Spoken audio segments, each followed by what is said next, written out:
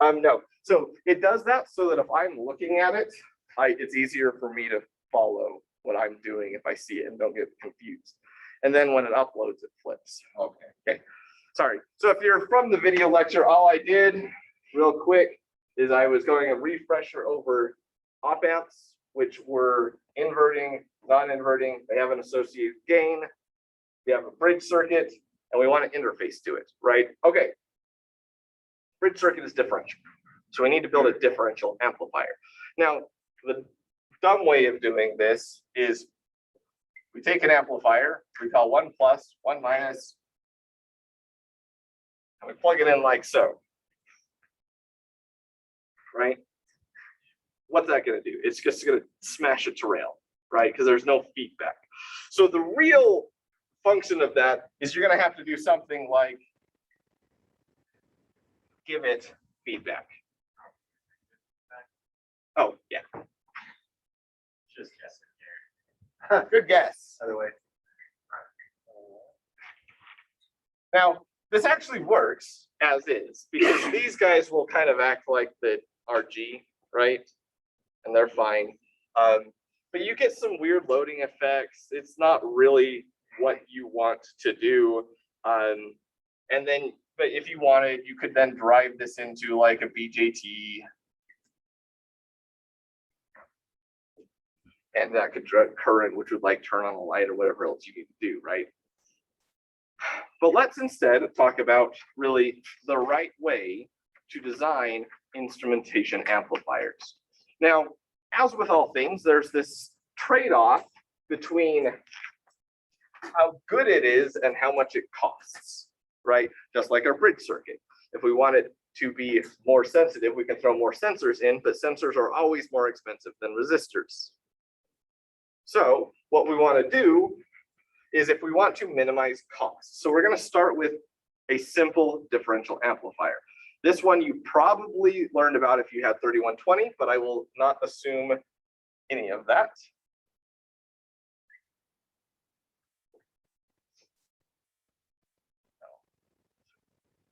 Plus.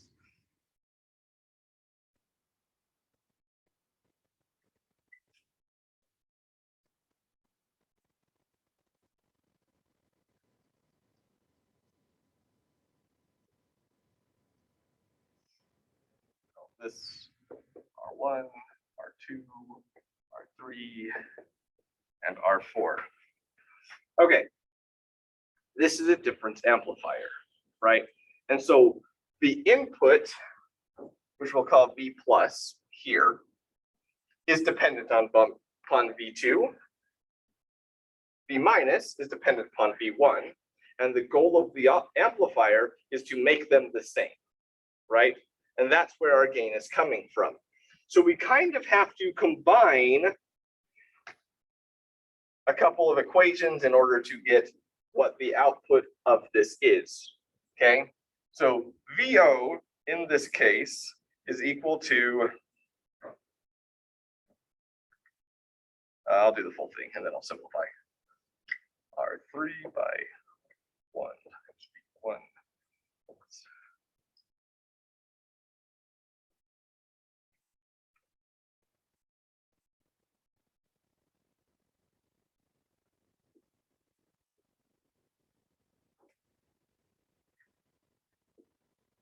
Like so. And then, so for the inverting, will we have a negative in there? Yes, the negative of this catch.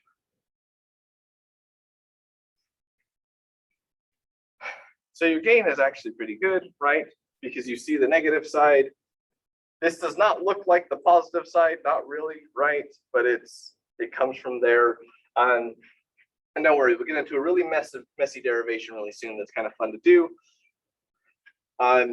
But you can do some simplifications, right? Because you don't want to, if you can avoid it, you don't want to have all of these different resistors. Part of it's cost, just because if you buy more of the same, it's cheaper. And part of it's ease of building, right? It's easier just to replicate. And if we make some decent assumptions, then we can put ourselves in a position where this equation gets a lot easier.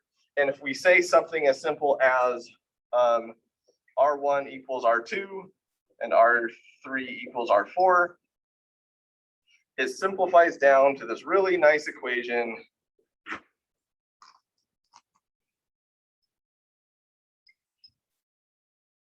Okay.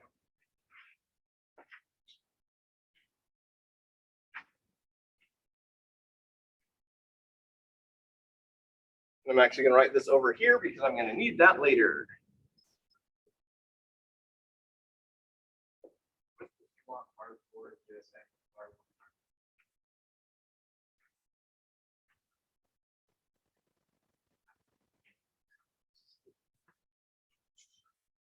No, I think I read that wrong. Okay. Yeah. I mean, I'm not necessarily going to be perfect, but I think this is right. Okay. So we're going to assume that. There's no reason to use a big messy equation, be it aware it exists, because sometimes you do want to tinker with the gain a little bit more. It's rare, so I'm not going to go into details. So let's assume that we've been easy on ourselves. Now, we can also tell how VO here relates to what it sees at the input. Now, if you remember, like probably your 3120, you probably like did that derivation of this difference amplifier where you were like, okay, well, they're trying to make VA and VB equal, so it's driving a current through and solve for it, right? Well, rather than do that derivation, let's assume that we know those equations, and I will write them up kind of soon, and ask the question, what is the common mode rejection ratio of this difference amplifier? Okay, and the reason that we want to do that is because that's part of the benefit of the differential circuit, right? And we know that in the case of the bridge, CMRR is going to relate to how balanced the bridge is, right? Well, in this case, it's going to relate to how balanced the resistors are, right? Because we've made this assumption R1 equals R2. But if you go and buy a resistor, it's going to have some precision to it, right? 1% error, that kind of thing. So we want to know what is the common mode rejection ratio of this circuit so that we know how important the selection of these resistors is, okay? The way we do that is we don't assume, we know. We know that the output is actually the sum of the gain of the differential signal times the differential signal plus the gain of the common mode signal times the common mode signal, right? We're just adding two signals together, superposition, okay? They add linearly. And then we can go ahead and say that if you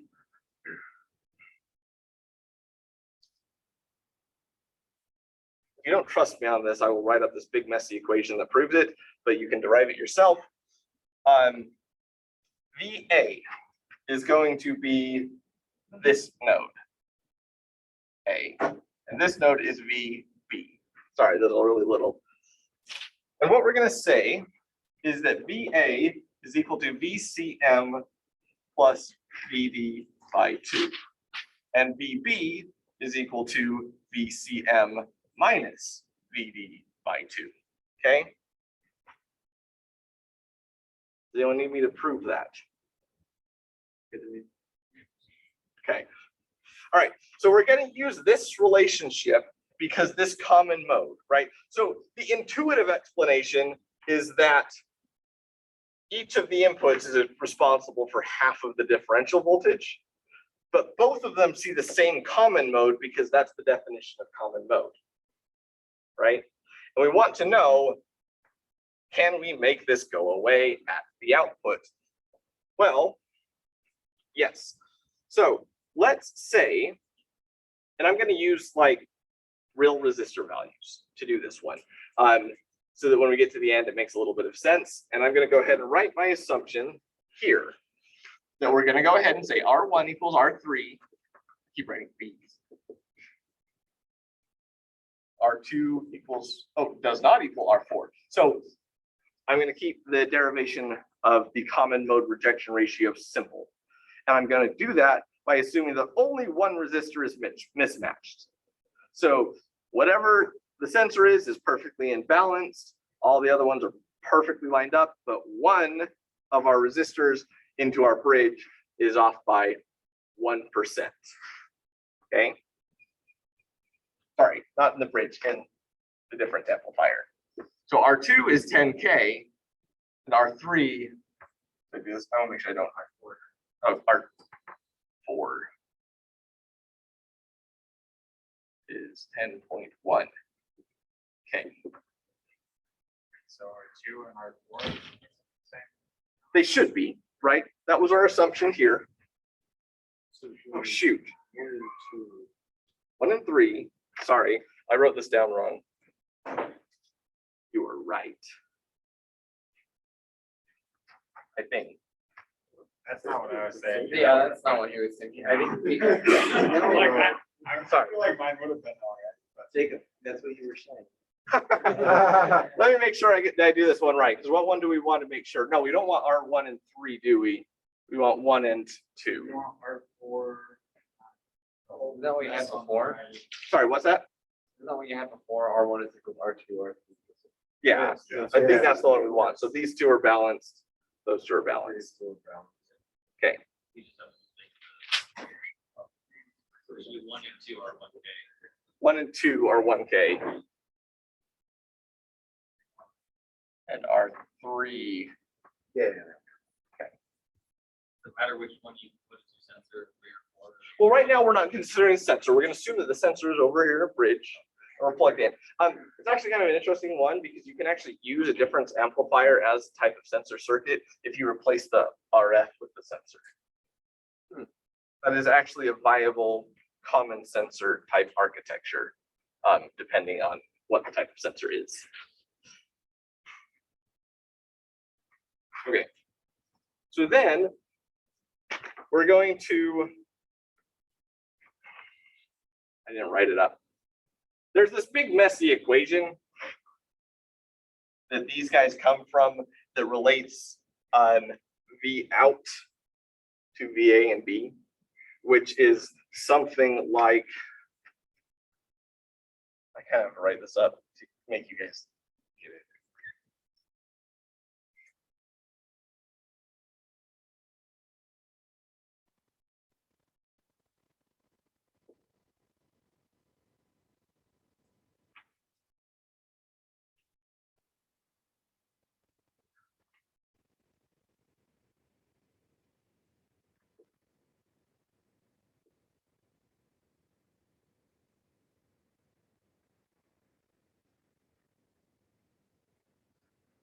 So if we were to rewrite the expressions of the gain in terms of VA and VB instead of V1 and V2, you would get that. Okay.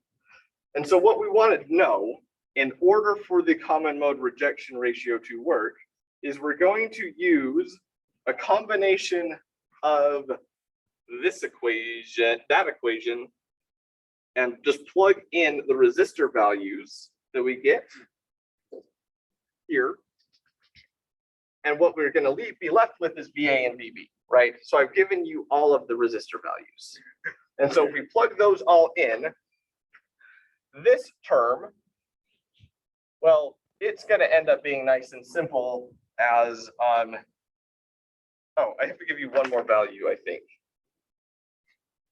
Yeah, so let's say the differential signal is equal to 10 millivolts and your VCM is equal to 1 volt.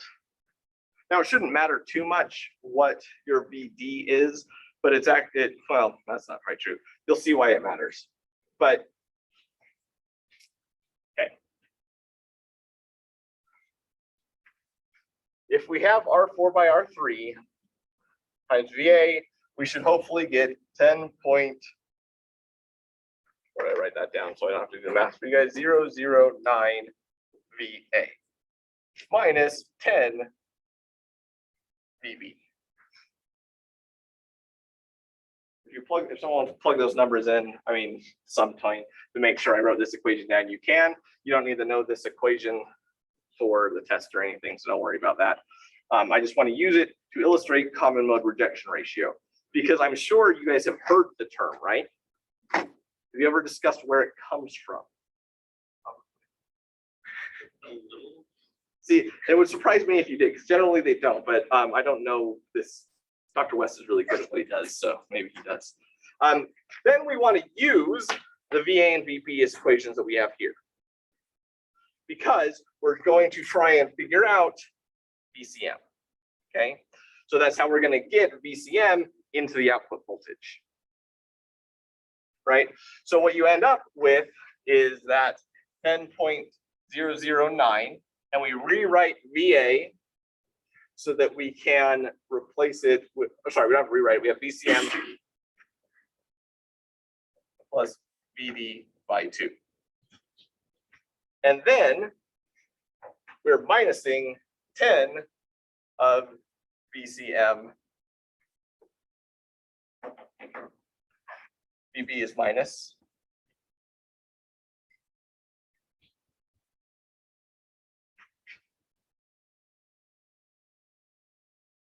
Okay.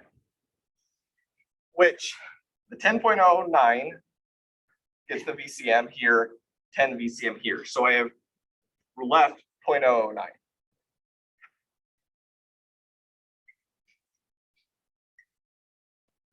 And then minus, we get plus VD. Oh, sorry. I have to multiply them. Plus 10.09 plus 10 VD by 2. The 2's cancel. We end up with 10. 10 is 20 divided by 2, because it multiplies through, and we end up with just the 10. Wait. Not roughly.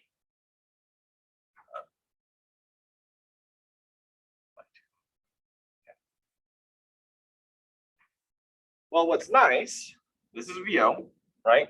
This is where this came from. What we end up with is this 0.009 is our common mode gain. 0.09 times VCM, right? That's the common mode contribution. 10 VD2.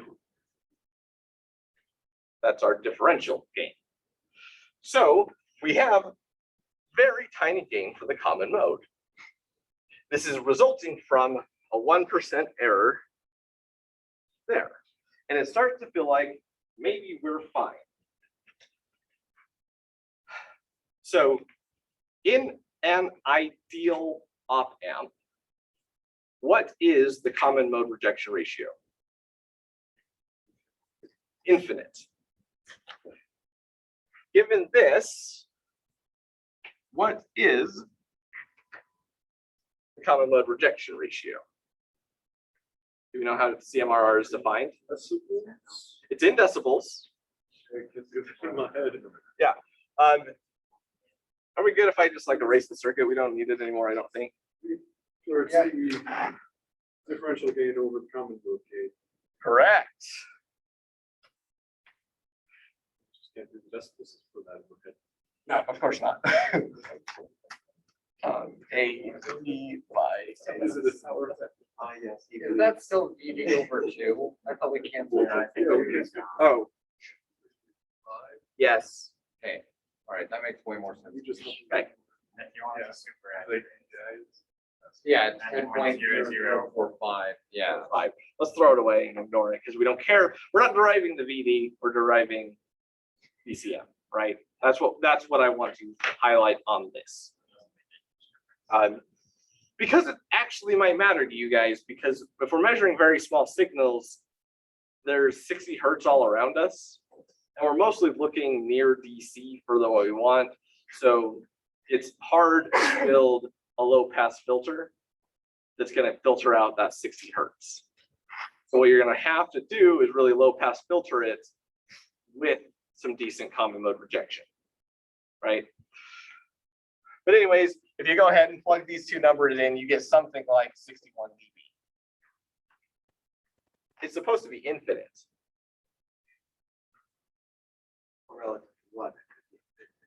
Relative to what? I mean, they didn't. No, you're 61 dB of the differential to the common mode. So the common mode is, this is your rejection ratio. So how much of the common, how much bigger is your differential gain than the common mode gain? In ideal, this approaches 0, making it infinite. Because you want a 0 ACM. If we don't have it, we have actually not that good. 61 dB is okay, but this is one resistor with 1% error. Right? And we're gonna lose CMRR in our bridge due to this error. We're gonna lose CMRR in this amplifier due to the R1, R2 mismatch and the R3, R4 mismatch. And as our resistor changes in the bridge, it's actually gonna unbalance the bridge more and more and lose CMRR. So we're gonna have this like cascading effect of CMRR loss. Regardless, what I want you to take away here is that tiny changes, tiny inaccuracies in your resistors make for pretty big impacts in your common mode rejection. It gets worse, actually. Where's the equation that would show what I want to show? That's fine, it's gone. Anyways, you end up worse when you start getting large common modes relative to how big your differential signal is. It is not very desirable, and it can be very difficult to remove. Okay, I'm going to leave that one there. I took notes on which equations I should erase. I think it's just that one I need.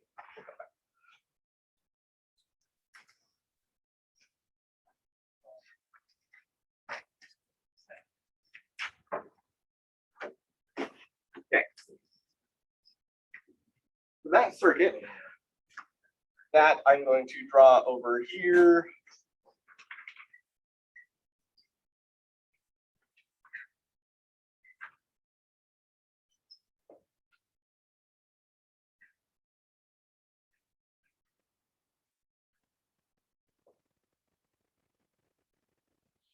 Just difference amplifier.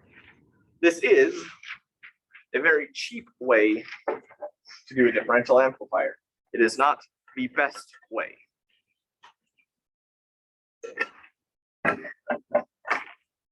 Because your issue is that you're very susceptible to variations in these two resistors.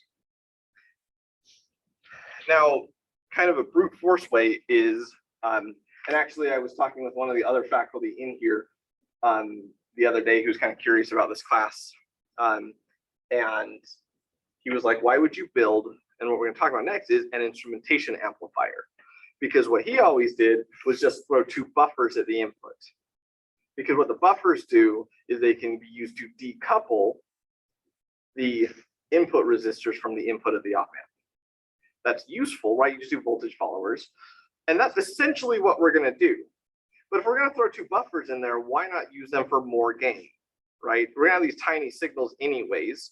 And as I talked about at the beginning of the class that get a little bit lost in the noise of that disorganization, is that if I have a chain of amplifiers,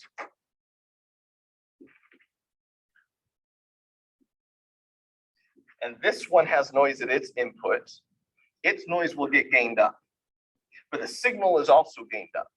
The input noise of this amplifier only gets up and gained up by A2, and essentially becomes negligible. You can really ignore the noise of A2, which is really nice because you can actually use really cheap amplifiers for this. Or you can use something that's really noisy but can drive a massive load to send, a signal across a large cable or something like that. So this gain is really useful. So I don't want to use just a voltage follower because then I have a gain of 1, and then I get the summation of those two noises and I've doubled my noise, and then I probably still have to add a buffer at the end of that. Okay, so what we want to do is this architecture.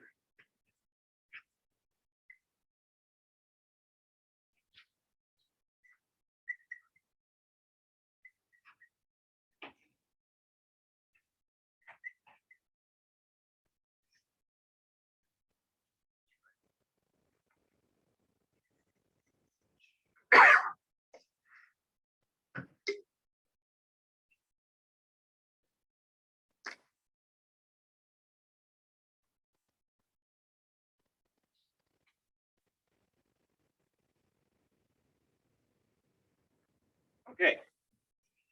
Now what's cool here is that both of our inputs now, I need to flip this, sorry. Plus, minus.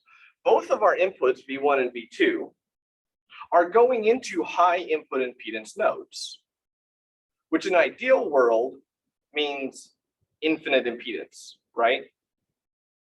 Which is awesome because I then don't have to worry anything about the characteristics of my sensor circuit, right? And I'll do an example to hammer home why this is important later. But basically, this has some input current to it realistically, and it's going to have some nonlinearity. But this guy has a path straight around the op amp. And so in order to get a high input impedance for V1, you need massive resistors here. Input bias current multiplies by the resistance, you get a huge offset here. This does not have that problem. This doesn't have a lot of problems. So the next stage is we're going to want to convert this to single-ended, not all the time, but often. The typical architecture is as follows.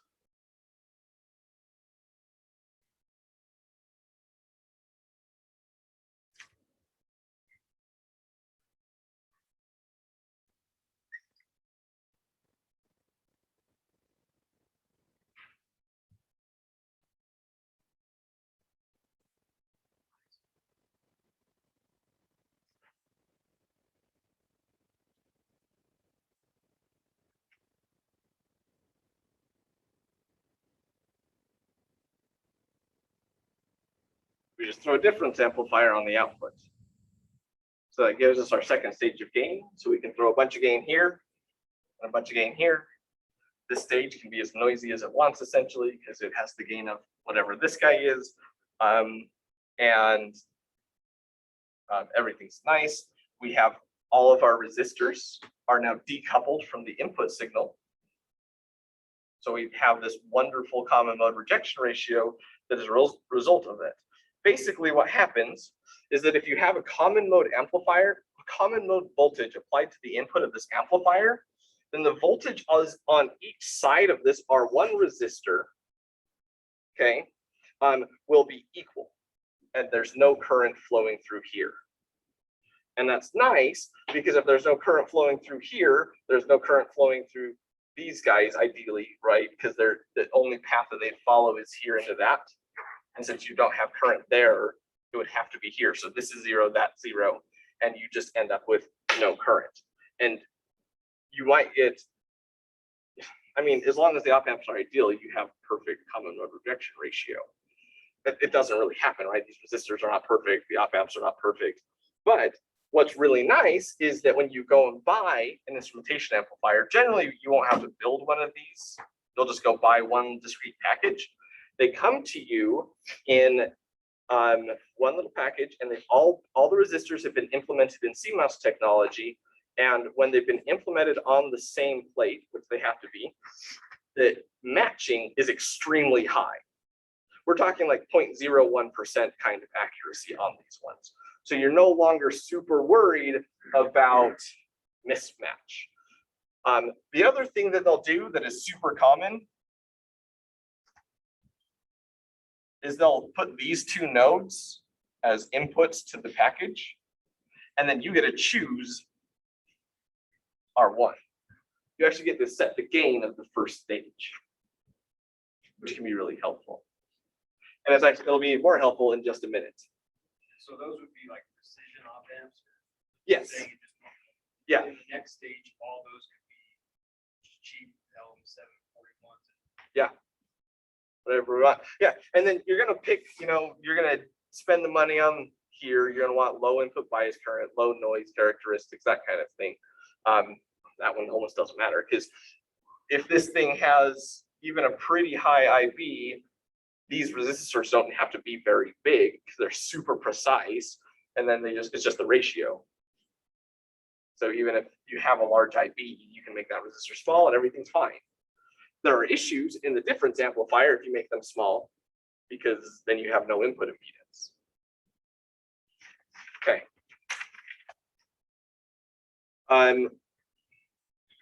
Why? So beyond the intuitive reason of this, why is there no common mode in this one? So I actually had that question because it's one of those things where as an engineer, a lot of times you're just like, oh, this paper told me to do it and I believe it. But as if you guys don't learn anything else from this class, is the book is always wrong, right? So I actually spent the time, this is where most of my course prep went into, trying to figure out why, from a mathematical standpoint, is this like perfect common mode rejection. Perfect, right? We're ideal. And basically, it comes down to the concept, as I said, starting from the intuition, that VA is really V1, okay? VA, VB. VA is V1 because there's no current, right? Establish there's no current. So if there's no current, VA is V1. The same holds true for VB. There's no current there. Now, we can also say that this is also going to be equal to V1 plus VCM. I'm not throwing it away. It still appears here, but it's going to appear here and here equally.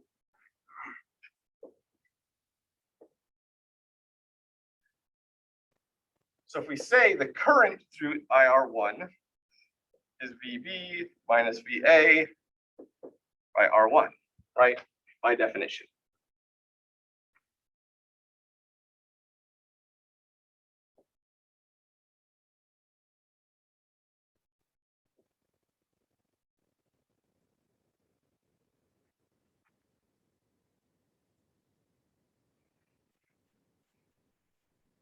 V1 minus V2 is V1 plus CM minus V2 plus CM. The minus multiplies through to the VCM. VCMs cancel. It's just V1, V2 minus V1. Where's the output on that? At the end of that, okay. But we're mostly concerned right now with at this point. So right now at here, the difference between them, they both have VCM on them, but we're subtracting them and they go away. That's why we have no V common mode in this circuit.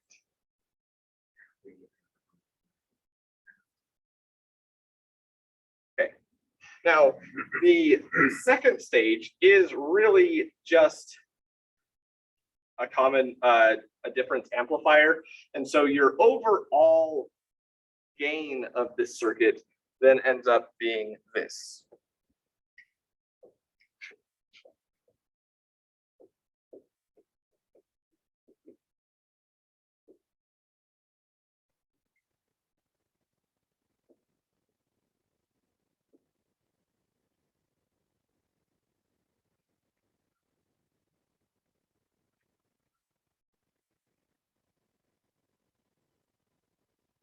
Yep.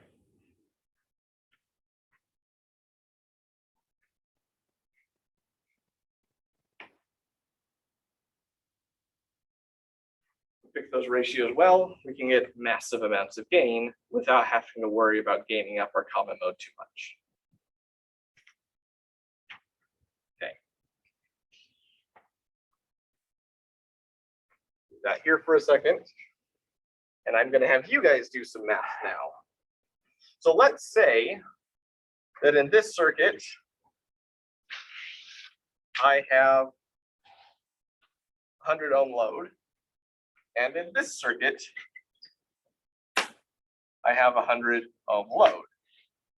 And let's say that you design it so that the gain of this circuit, which was way back somewhere, right? Oh, it's just not right if they're assumed right. Let's say you set the gain the same.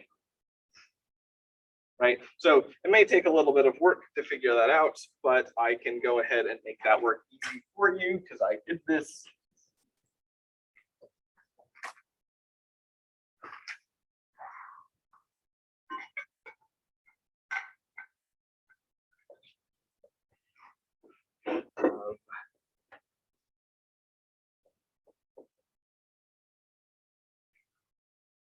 R1,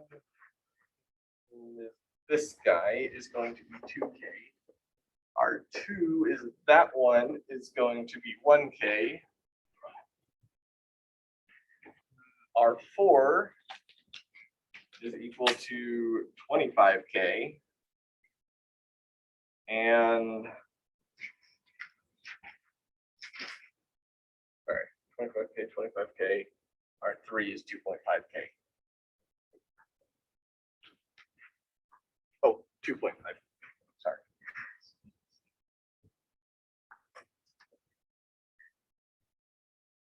Yep, okay, there we go. That should end up with equal gain. That's not the trick. You can throw in the numbers. Hopefully I did it right. But the question is, what is the difference in voltage delivered to the 100 ohm load? Assuming that my input, I wish.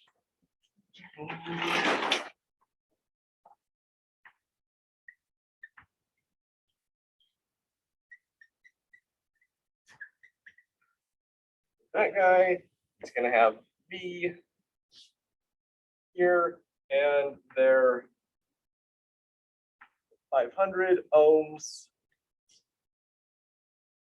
are R, this is R,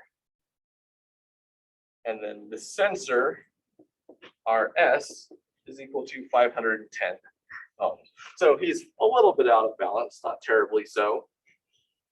This differential voltage that's going to be, for sake of everyone is the same, defined that way. And our Vin comes from these nodes, right?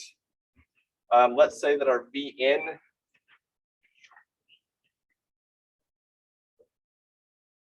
is 10 volts. Okay, so I take this, I plug it into the difference amplifier, and then I take it and plug it into the instrumentation amplifier. What is the difference in the voltage delivered to the load?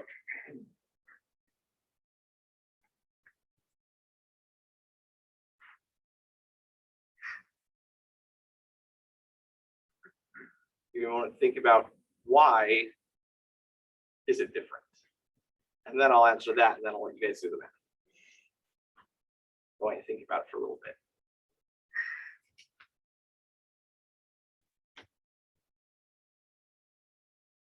Okay, how many of you know why it's different? Okay, Jeremy, you're on a roll. Why is it different? The input impedance of the difference amplifier isn't infinite, so there's that impedance is parallel with the R on the bottom Yes. and throws off that V minus. Correct. It's the input impedance. This V minus is going to be connected there. The plus gets connected there. The input impedance has paths to the load and to the ground. This is going to divide. These have infinite input impedance, and it's going to be ideal. It's not in parallel. I'm not losing voltage to that parasitic. That's not an ideality. Do the math. You guys can do parallel resistive dividers, right?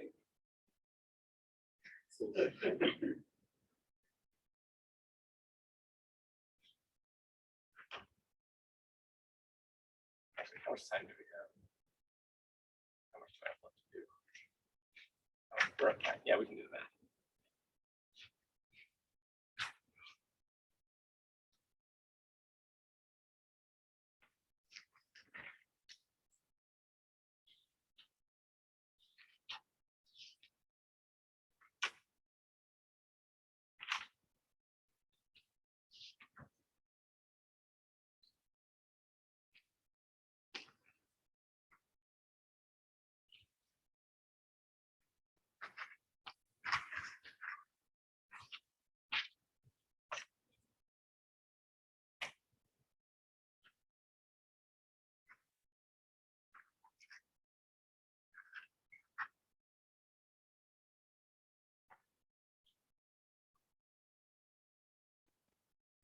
So when I worked this out, it turns out that I inverted this and I plugged V plus in here and V minus in there. I actually don't know how big of a difference that's going to make.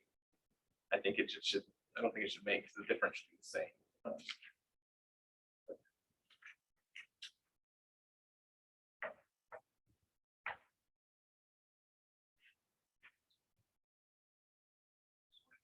Might get added. Yeah, because it's kind of a weird. Oh, no, I think it's still, it's a symmetric circuit.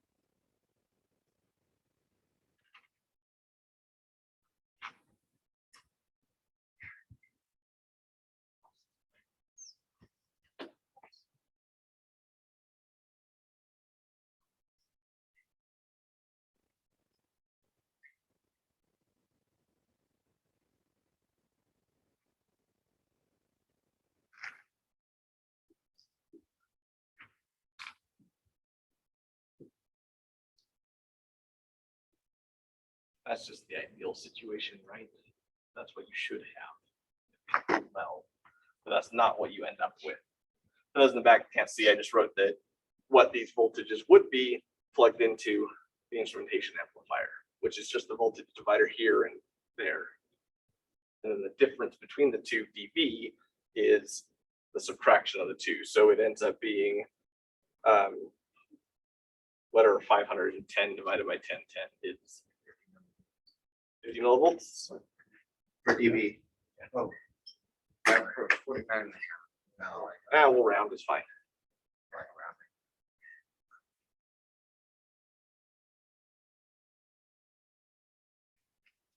Then if you wanted to know the voltage delivered to the 100 ohm load for the instrumentation amplifier, you just multiply it by the gain of the amplifier. That's what you get. In the case of the difference amplifier, we have to rewrite those voltage dividers, don't we?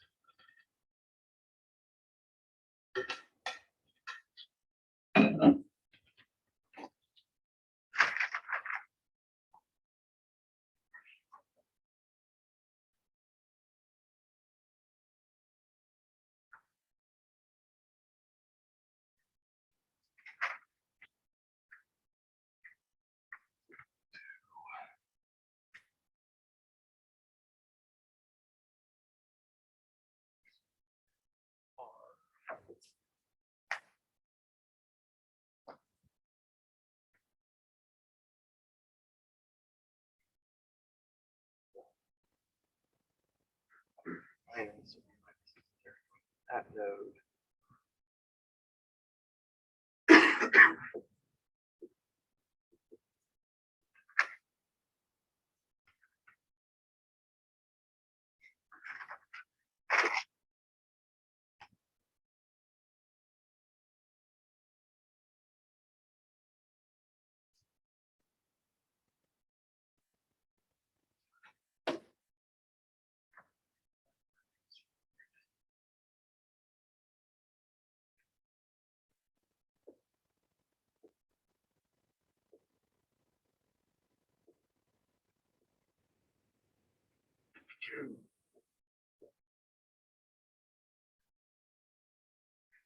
that right?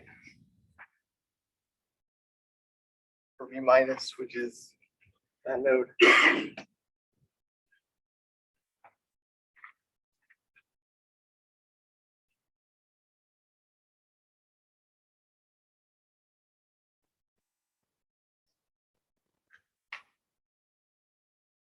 I think it's right.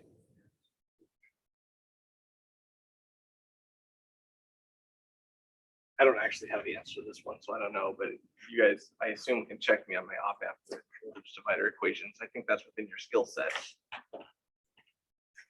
And V plus is just going to be a very similar equation, right? It's going to be 510 ohms instead of 500 ohms, and then it's that summation.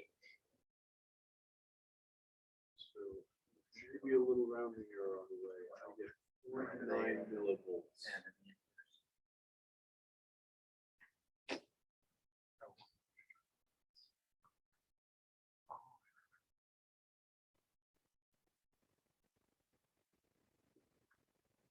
Between the two amplifiers?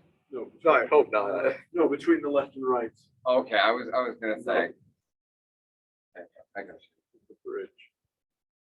Yeah, so that sounds about right to me. I think I'm not going to write this one so that I make sure that I get through remainder. I don't think what I have left is too long, but do you guys feel comfortable with this? You guys think you could write that? Okay. I can do it since everyone's still working on it. It's fine. V plus is going to be, well, it's going to have just R in the numerator, or sorry, it's going to have 510 parallel to 2.5 plus 50 plus 100.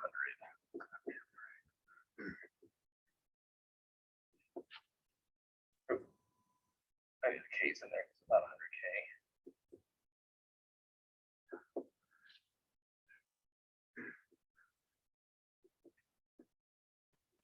Okay, and then we divide by this, which I'm just going to call alpha 510.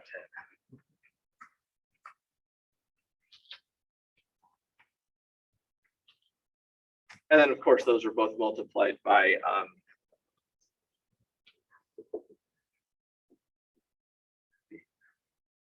volts. Then you throw those numbers in and you apparently get 49 millivolts. The other one, since it's so small, we'll go ahead and say 49.5 millivolts in your half millivolt difference. Okay. Looks like a minor issue, right? But there's one interesting problem in this. So if we're dealing with the strain gauges and force gauges, we're probably fine because our instruments are on the order of 510 ohms. And if we assume that the amount of noise in our system is not near the voltage noise that results from resistance, right? That 4kT times R, then we're okay. But if, on the other hand, we're worried about voltage noise or we have high impedance sensors, suddenly things get a little wonky because you have to increase the value of these resistors, right? Because otherwise it's going to start making a bigger and bigger difference. Because if this quantity, the 510, starts approaching alpha, then you end up with half of the voltage delivered. So they need to be substantially larger. And we're talking like 10, 100 times larger in order to keep good accuracy. If we do that, we face two issues, right? The first one was the noise that I mentioned. And the second one is this high input, any input bias current, because you're already multiplying the noise of these two resistors by the input bias current. And it's seen at the input of this, gained up at the output. So if this is a small signal, we have a problem. Okay. So that's why this can be problematic, but is not necessarily problematic. Make sense? Okay. Now, the reason I bring it up is if you're sensing something like electrochemical sensors, and you're trying to measure the impedance, which is a very common thing that you would do, because the impedance of an electrochemical solution can tell you the concentrations of electrolytes within it. We'll get to chemical sensors later. That's the basic idea. Electrochemical electrodes tend to have very high impedance near DC, and in fact are very often on the order of 100 mega ohms or bigger. So you can imagine the problem that you would have designing a sufficiently large resistor on that one. And if you have, you know, a giga ohm as your resistive divider, it almost doesn't matter what your input bias current is. It's going to be a mess. But let's take this then a step further with that idea of high impedance electrodes. And I'm going to stick to this guy. Because if you have a high impedance electrode, which makes your R, for example, have to be 100 mega ohms near DC, we still have the input bias problem. What that does is create a rather substantial DC offset, right? And the bigger problem is that, as we'll learn in the future, the electrochemical sensors use a low impedance reference for the high impedance sensor. So they're now mismatched. And that voltage that results from the input bias current is no longer a common mode signal. It's going to be a DC offset plus whatever your AC measurement signal is. Okay. So real numbers are like, so my specialty is neural recording, right? You could very easily have a differential signal, which is going to be what we call action potentials, right? It's the firing of your neurons. It's going to have a peak-to-peak voltage of like 10 millivolts. The offset, which I call VOS, can equal around 50 millivolts, maybe as high as 100. So when I design this amplifier to go plug into an ADC, I would like my differential signal to take the full span of that ADC. But if my offset signal is 50 millivolts, I'm suddenly limited by that, because if I amplify 50 millivolts by, say, 100, because 10 times 100 puts me at, 10 volt or a volt, which is not that big, right? But it's within the realm of like a low voltage ADC, right? 2.5 volts. But if I do this times 100, I'm 5 times larger than that, and I'm not able to use the full span for this measurement. There are some really cool tricks in instrumentation amplifiers. So we start by recognizing that if we stuck with the simple version, we could just connect those two to ground and we would actually get a fairly decent common mode rejection. It wouldn't be perfect, but it would be there. Okay, so this you start to consider like a virtual ground. Well, the first step is let's split. I wish I'd drawn this bigger, but little miniature resistors. Let's split that R1 into 2. And then between it, let's throw a capacitor. Okay. Now what happens? Well, we still want to consider the current that flows through this branch, and that's going to be frequency dependent.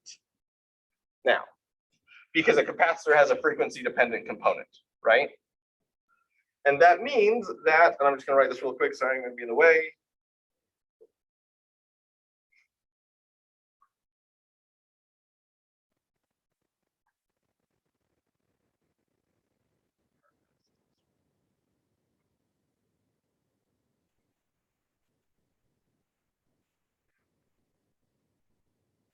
missing one thing. Oh, that's right.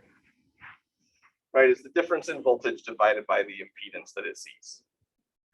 Components are linear, so it doesn't matter that I combine the two RSs. Okay.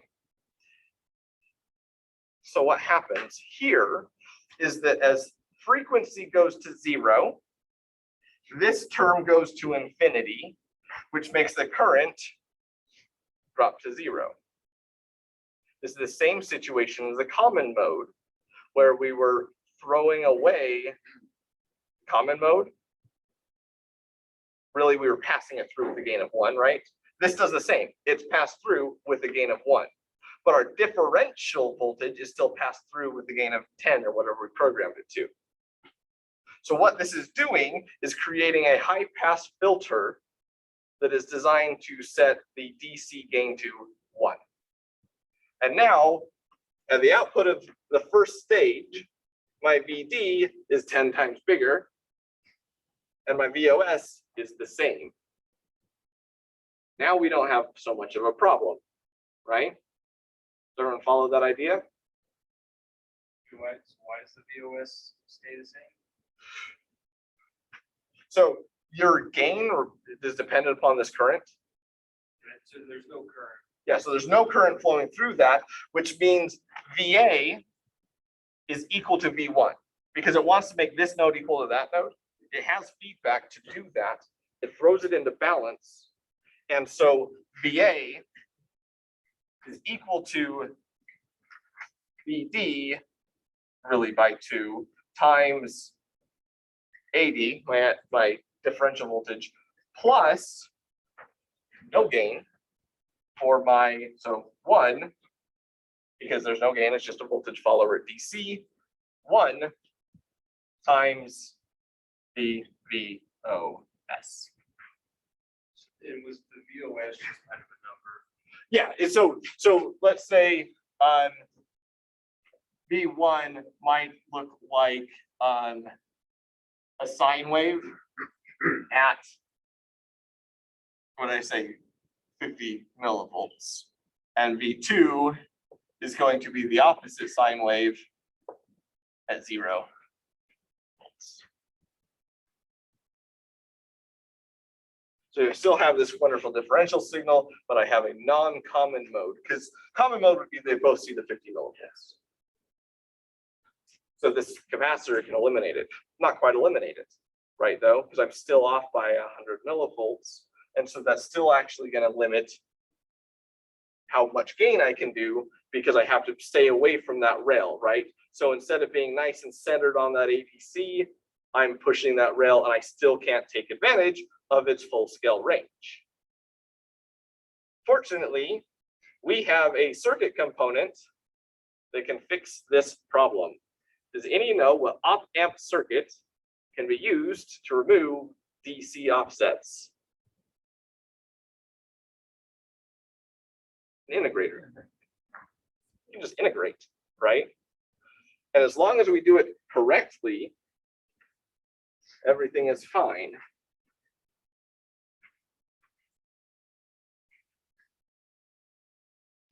I can dump that now. And what we do, so I'm going to dump the load for a little bit. And that one in feedback. Sorry, I'm not gonna have time to go through all of the stuff that kind of ends up being really interesting. But let's go ahead. We're gonna feed back into this guy, but we're gonna do it a bit differently, where we're gonna actually put another op amp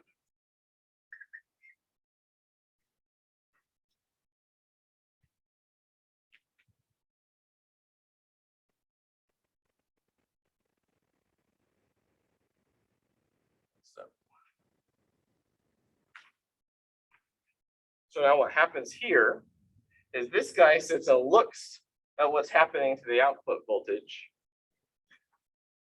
And this is just an integration circuit, right? And it feeds it back in the input, and it is the non-inverting input, and we end up with 0 offset voltage. Is that still R4? This is going to be No, this one you mean? Or this one? Yeah, this one will stay R4. That guy will stay the same. This one actually forms an RC network that tells how the response time should react, how fast the integrator should respond to a change in input voltage. So that's the challenge, is it only works if your input signal doesn't have large changes in offset quickly. Because it would spike and then slowly settle out like an RC network. So you don't need to put another resistor parallel with capacitor. No, you don't. Yeah, and so in both cases, right, so this one is creating a low pass filter. If you want to measure very low frequencies, he has to be really big. If you want to get rid of all of your offset, basically the bigger this guy is, the better it's going to behave. But it also responds slower. You also have an issue that this resistor wants to be really big, and the input bias current can introduce an offset at the output. So anyways, this is just a fun little trick. We'll probably come revisit this idea when we get to electrochemical sensors, because it's kind of fun and interesting. What would your VO be in that circuit? Same thing. Yeah, and actually it turns out the proper way to do this is you actually end up with a problem in this feedback, which I'll get into next time because I don't have time, and you actually end up putting a buffer on this side as well. Anyways, sorry, what? Oh, like 15 buffers. Yeah, there's buffers everywhere. Okay, so real quick in the minute that I have before we're out of time, although my watch is way different than that one, that's fine. Next time, it looks like I'm going to have all of my parts that I need for the next lab that I want to do. So what I'm planning on doing is you guys have now simulated the bridge circuit. Hopefully you understand what's happening. So we're going to go build a bridge circuit. I have a bunch of those little force sensors that you guys saw. I bought some calibration weights. So you get to calibrate and create a linear estimation of its response. And then we can start doing experiments, because I also bought little heating pads, and we'll try and measure with like quarter bridge, half bridge, and actually measuring what you simulated. And then we will build this for a difference amplifier, either one, as long as you justify which one you're doing to say that it's okay. We kind of know that difference amplifier is okay, right? Because it's as long as it's within small resistance, okay? So you'll have to measure the nominal impedance of your forced resistor, and then we'll build it up, take measurements. That should be next week, and I suspect it will take both days. So anyways, that's what we have to look forward to. Hopefully you guys enjoy that hands-on aspect, and I will see you guys next week.